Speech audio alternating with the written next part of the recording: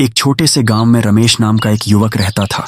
वह गरीब किसान परिवार से था, लेकिन दिल से बहुत भावुक और दयालु था।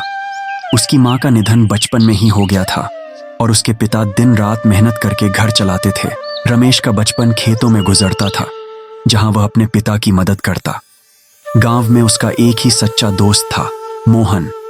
दोनों हमेशा साथ होते, चाहे वह खेतों में काम हो या गांव की गलियों में मस्ती।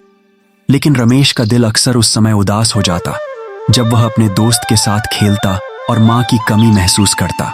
एक दिन गांव में खेतों में पानी की कमी के कारण फसलें बर्बाद हो रही थीं और रमेश के पिता का चेहरा चिंता से भर गया। रमेश ने भी इस संकट को देखा और अपने पिता की मदद के लिए कुछ करने का सोचा।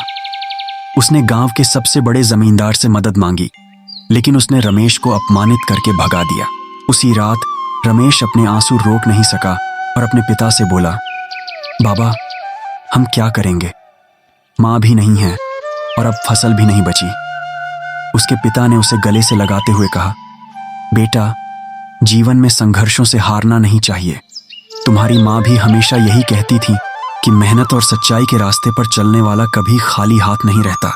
अगले दिन रमेश ने गांव के बाकी लोगों को इकट्ठा किया और सबके साथ मिलकर एक योजना बनाई।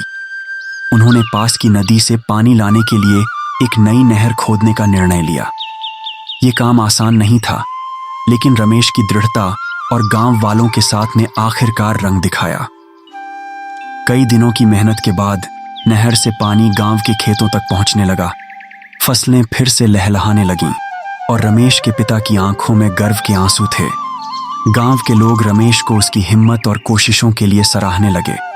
जमींदार भी रमेश की तारीफ करने से खुद को रोक नहीं सका।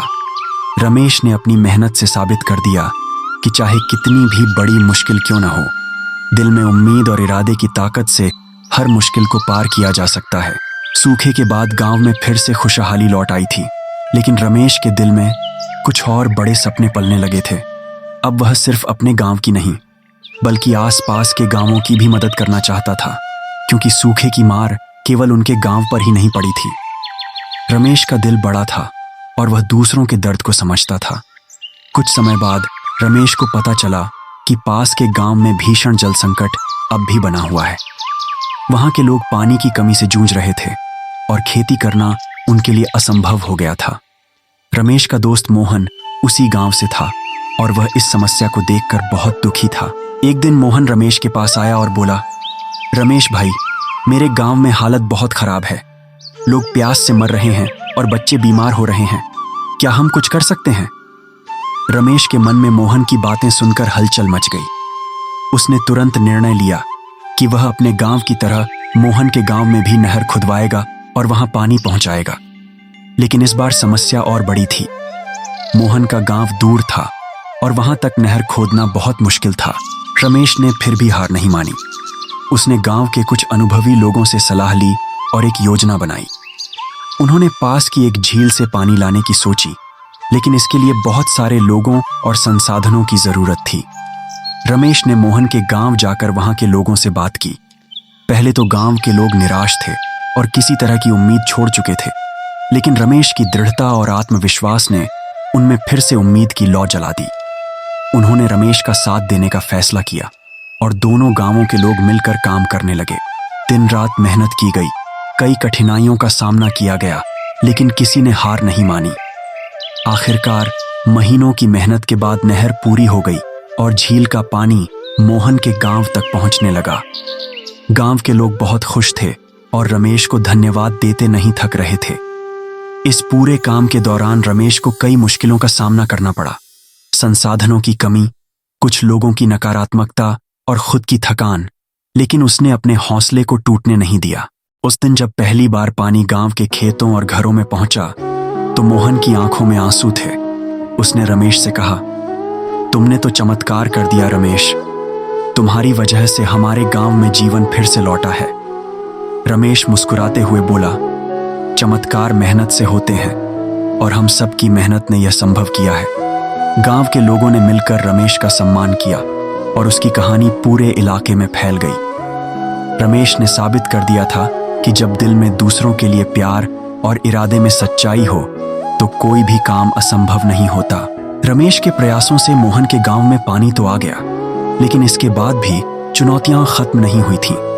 अब गांव के लोगों को सिर्फ पानी नहीं, बल्कि शिक्षा और रोजगार की भी जरूरत थी, ताकि वे अपने जीवन को स्थायी रूप से बेहतर बना सकें। रमेश इस बात को समझता था कि सिर्फ एक समस्या को हल करना काफी नहीं होता।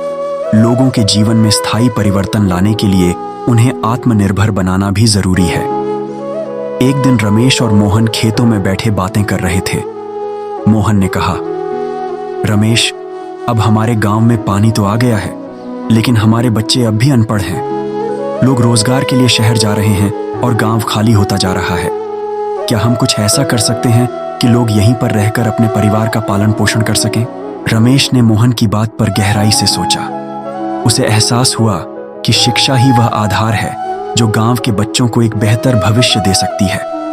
उसने गांव में एक स्कूल खोलने का विचार किया, लेकिन इसके लिए जमीन, शिक्षक और संसाधनों की जरूरत थी। रमेश ने ठान लिया कि चाहे कितनी भी कठिनाइयां आएं, वह गांव में एक स्कूल जरूर खोलेगा। आप सभी का दिल से धन्यवाद कि आपने हमारे चैनल पर आकर हमें अपना कीमती समय दिया।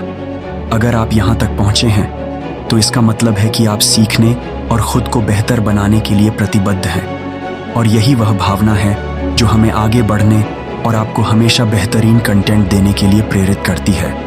दोस्तों, यह चैनल सिर्फ एक वीडियो प्लेटफॉर्म नहीं है, ये एक ऐसी जगह है जहां हम सब मिलकर सीखते हैं, बढ़ते हैं और अपनी जिंदगी को बेहतर बनाने की दिशा में कदम बढ़ाते हैं।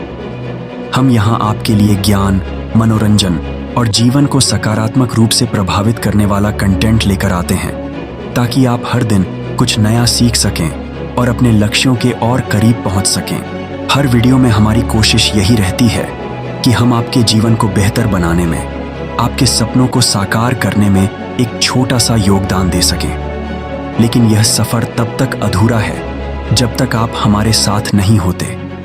आपका साथ ही हमें और बेहतर करने की प्रेरणा देता है।